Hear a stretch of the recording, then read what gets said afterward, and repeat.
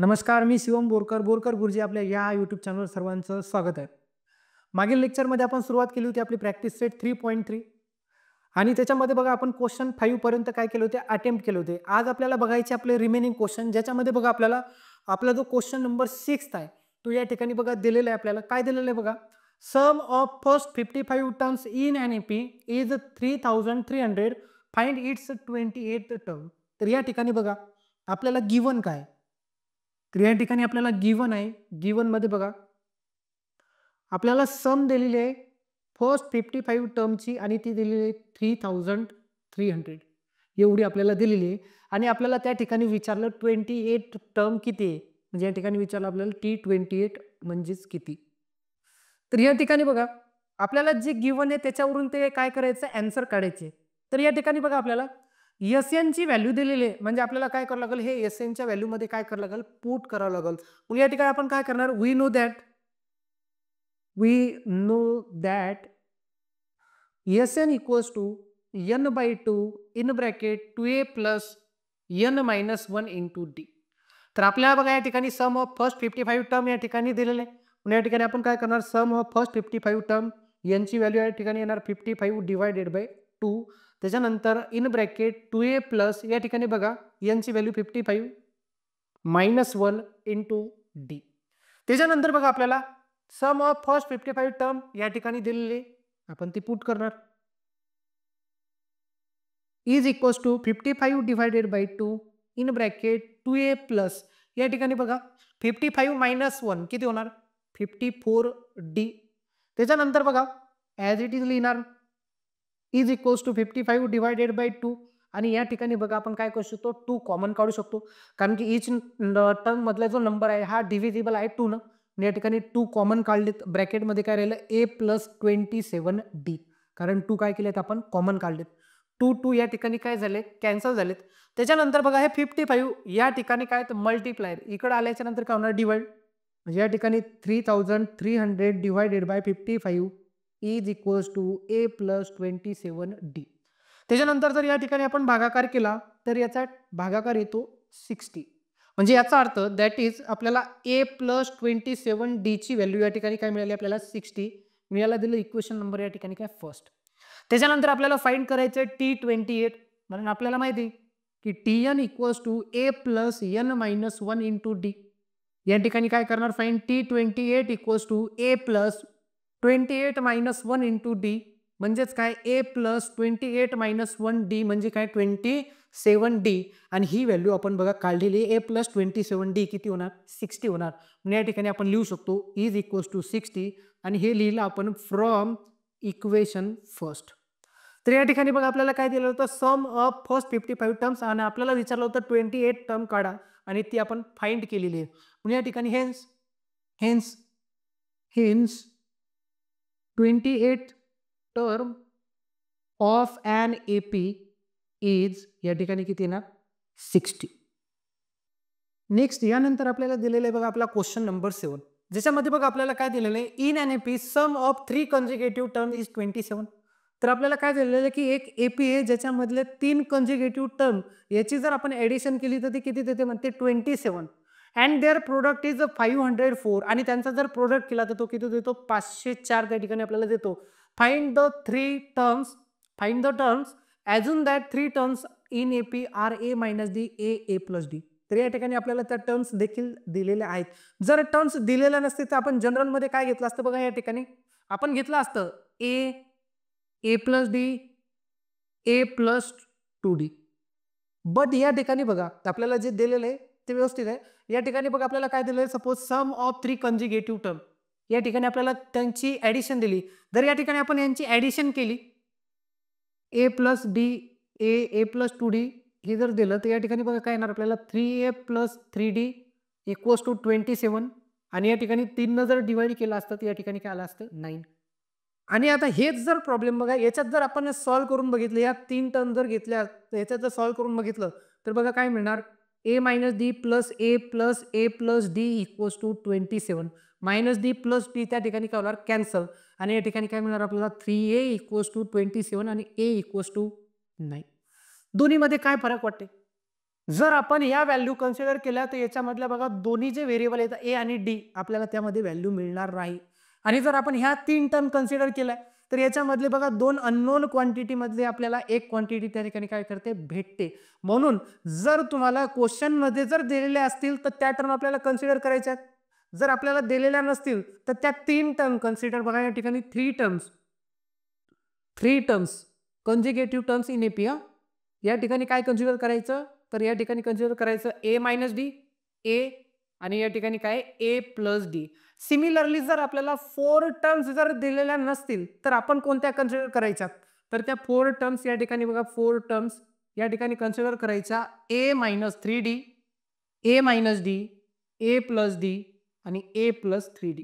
त्याच्यानंतर सिमिलरली जर आपल्याला 5 टर्म्स कन्सिडर करायच्या असतील 5 टर्म्स तर त्या ठिकाणी त्या काय येणार बघा a minus 2d a minus d a a plus d आणि ए प्लस त्या ठिकाणी काय येणार 2d. तर ह्या टर्म आपल्याला काय करावं लागतील कन्सिडर करावं लागतील जेणेकरून ए आणि डी मधला आपल्याला दोन्ही मधला एक तरी व्हेरिएबल त्या ठिकाणी काय करेल त्याची आपल्याला व्हॅल्यू मिळेल. तर बघा या ठिकाणी काय दिलेलं आहे आपल्याला त्या 3 टर्म कन्सिडर करायच्यात आपल्याला a minus d a plus D.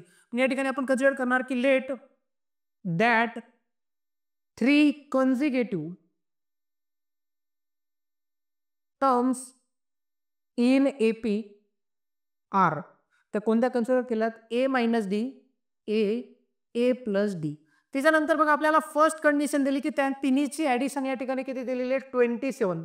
म्हणून या ठिकाणी आपण लिहिणार फ्रॉम फर्स्ट कंडिशन या ठिकाणी काय मिळणार आपल्याला a minus d plus a plus d equals to 27 minus d plus d या ठिकाणी काय होणार कॅन्सल ए प्लस ए या ठिकाणी होणार 3a इक्वल्स टू 27 3 मल्टिप्लाय तिकडे गेल्याच्या नंतर काय होणार divide a equals to 27 divided by 3 आणि या ठिकाणी जर डिव्हिजन केलं तर ए ची व्हॅल्यू आपल्याला काय मिळणार 9.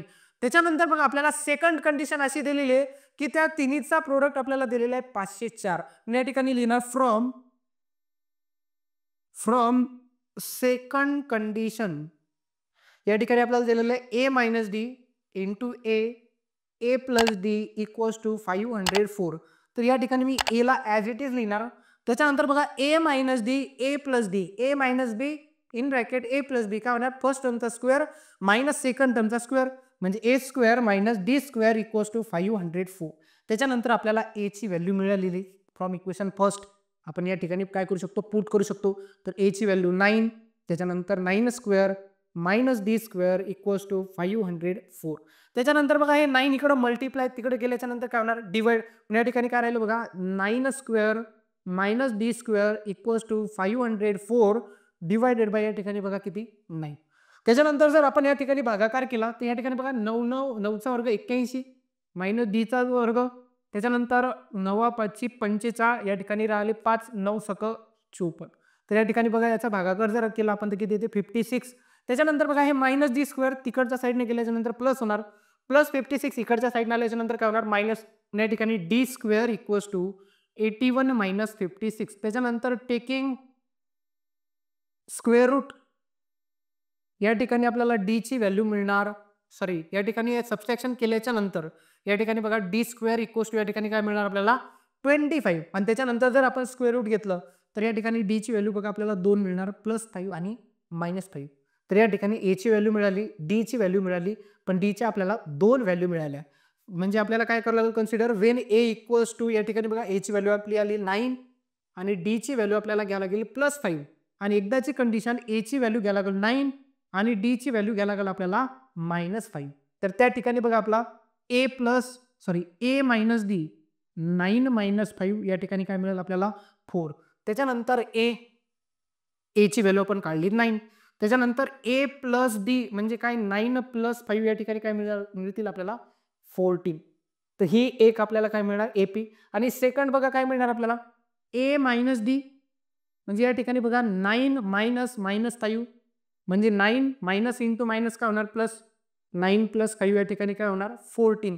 त्याच्यानंतर ए ची व्हॅल्यू ॲज इट इज आणि या ठिकाणी काय मिळणार आपल्याला ए प्लस डी 9 + -5 या ठिकाणी काय मिळणार आपल्याला 9 - 5 इज इक्वल्स टू 4. एक बघा आपल्याला असेंडिंग ऑर्डरने मिळते आणि एक काय मिळते डिसेंडिंग ऑर्डरने मिळते. तर या ठिकाणी आपल्याला 2 अरिथमॅटिक प्रोग्रेशन मिळतात.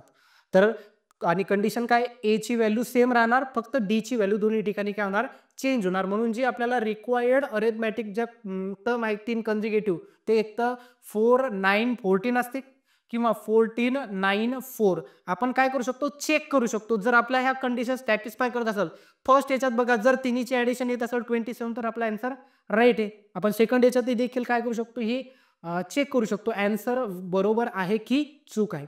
नेक्स्ट आपला क्वेश्चन बघूयात, क्वेश्चन नंबर 8. यानंतर आपल्याला बघायचा आपला क्वेश्चन नंबर 8, ज्याच्यामध्ये बघा आपल्याला काय दिलेलं आहे, find 4 consecutive terms in an AP whose sum is 12. तर या ठिकाणी बघा 4 कॉन्जिक्युटिव्ह टर्म्स आहेत एपी मधल्या, ज्यांची ॲडिशन त्या ठिकाणी किती दिलेली आपल्याला 12, and sum of third term and fourth term is 14. त्याच्यामधली जी थर्ड टर्म असणार आहे आणि फोर्थ टर्म असणार आहे, यांची जर ॲडिशन केली तर ती किती येते म्हणते, 14 येते. देन फाइंड काय करायचं आपल्याला, 4 कॉन्जिक्युटिव्ह टर्म, आणि आपल्याला या ठिकाणी बघा त्या 4 कॉन्जिक्युटिव्ह टर्म आपल्याला दिलेल्या आहेत. म्हणून या ठिकाणी बघा आपण कन्सिडर करणार की लेट दॅट 4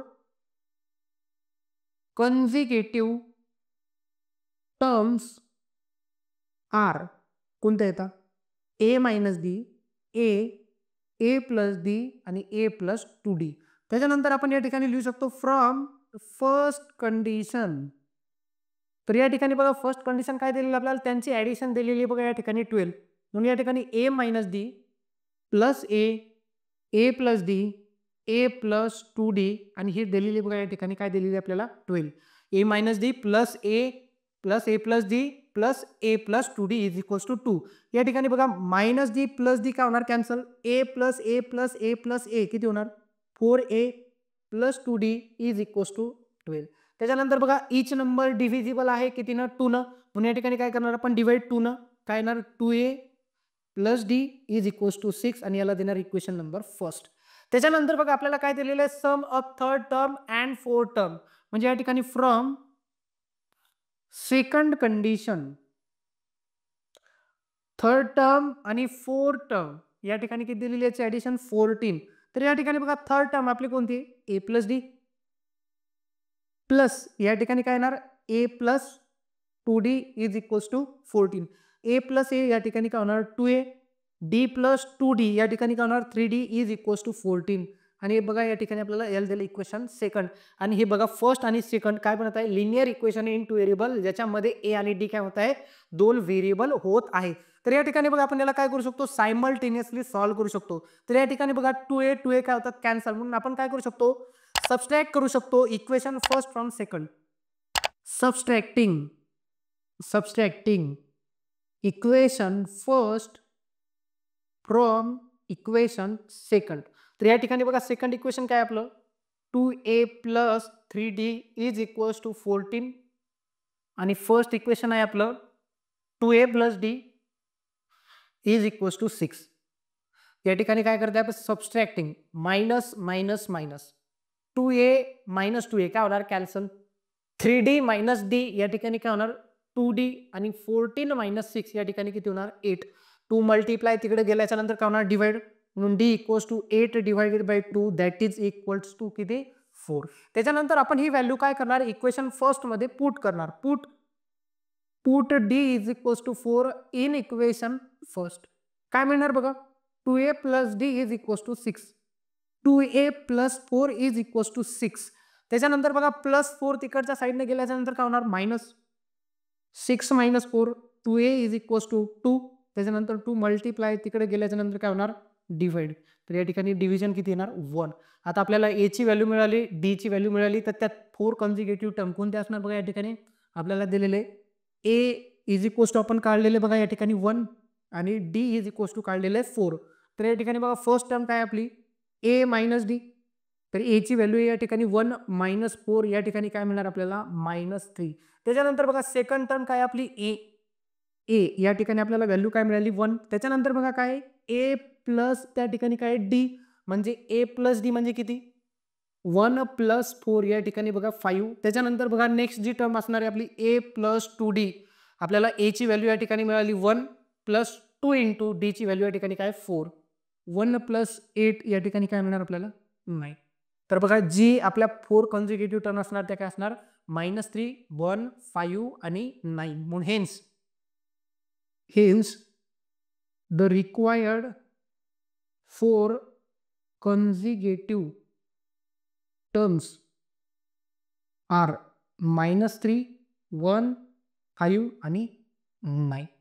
या पद्धतीने आपल्याला काय करावं लागेल, क्वेश्चन सॉल्व्ह करावा लागेल. नेक्स्ट आपल्याला बघायचा आपल्या प्रॅक्टिस सेट 3.3 मधला शेवटचा क्वेश्चन, म्हणजे आपल्या लेक्चर मधला, आजच्या लेक्चर मधला शेवटचा क्वेश्चन, ज्याच्यामध्ये बघ आपल्याला काय दिलेलं आहे, if 9th term of an AP is 0, जी 9th टर्म असणार आहे ती काय आहे, 0 आहे. Then show that 29 term is twice 19 term. तर आपल्याला काय शो करायचं, जी 29 टर्म आहे ती काय ट्वाइस आहे कोणाच्या, 19 टर्मच्या. तर या ठिकाणी बघा आपल्याला गिवन काय, गिवन बघा या ठिकाणी आपल्याला आहे की 9th टर्म या ठिकाणी काय आपली 0. आपल्याला प्रूफ काय करायचं, तर या ठिकाणी बघा प्रूफ करायचं आपल्याला, जी 29 टर्म आहे ती ट्वाइस आहे कोणाच्या, 19 टर्मच्या.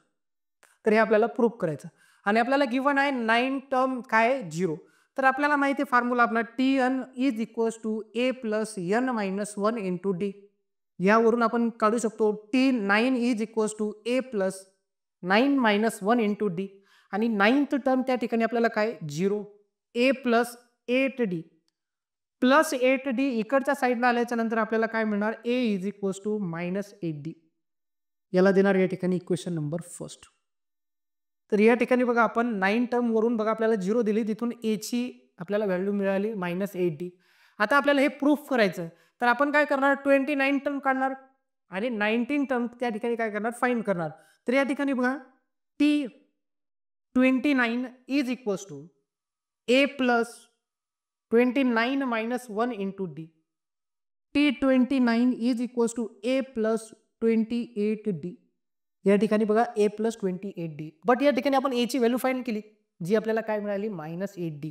या ठिकाणी बघा आपण लिहू शकतो a च्या जागी काय लिहू शकतो, मायनस 8d प्लस 28d. आणि या दोन्हीचं जर सबस्ट्रॅक्शन केलं तर काय येणार, ते 20d. आणि या ठिकाणी आपण हे कुठून लिहिलं, फ्रॉम इक्वेशन फर्स्ट. याला देणार बघा या ठिकाणी इक्वेशन सेकंड. T29 ची व्हॅल्यू आपण काढली, काय आली 20d. त्याच्यानंतर आपण फाइंड करणार T19. मग या ठिकाणी लिहिणार आपण बघा T19 is equals to a plus n minus 1 into d. तर या ठिकाणी n ची व्हॅल्यू आपण काय प्रूव्ह करणार, 19 मायनस 1. तर या ठिकाणी बघा काय ना, a प्लस 18d. परत या ठिकाणी आपल्याला a ची व्हॅल्यू माहिती आहे काय, minus 8d. Minus 8d plus 18d आणि कुठून लिहिलं, फ्रॉम इक्वेशन फर्स्ट. आणि या ठिकाणी बघा 18d मधून 8 गेले की राहिले या ठिकाणी 10d. काय राहिले, 10d. याला देणार बघा या ठिकाणी इक्वेशन आपलं थर्ड. तर सेकंड आणि थर्ड वरून बघा सेकंड जे इक्वेशन आहे आपलं, तर आपल्याला बघा काय दिलेलं आहे, T29 is equals to 20d. आणि या 20d ला मी काय लिहू शकतो, 2 इंटू 10d. आणि 10d ची व्हॅल्यू आपण काढलेली, ती कोणती टर्म आहे, 19 टर्म आहे. म्हणजे काय लिहू शकते, 2 इंटू T19. आणि कुठून लिहिलं, फ्रॉम इक्वेशन थर्ड. आणि हेन्स बघा आपल्याला हेच प्रूफ करायला सांगितलं होतं की जी 29वी टर्म असणार आहे ती दुप्पट असणार आहे कोणाच्या, 19 टर्मच्या. नेक्स्ट आजच्या लेक्चरमध्ये बघा आपण कंप्लीट केली आपली प्रॅक्टिस सेट 3.3. आणि या लेक्चरला आपण या ठिकाणी थांबूयात. जर तुम्हाला हा व्हिडिओ आवडला असेल तर नक्कीच सबस्क्राईब करा, लाईक करा आणि शेअर करा. धन्यवाद.